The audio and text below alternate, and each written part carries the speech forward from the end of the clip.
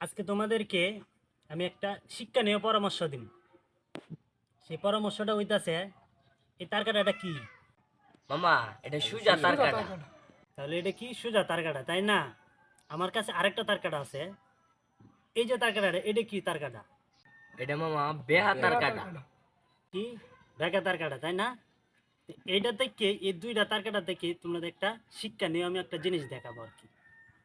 এই যে ধরো তার কাটাটা, এই তার কাটাটা আমি এখন এনে বয়,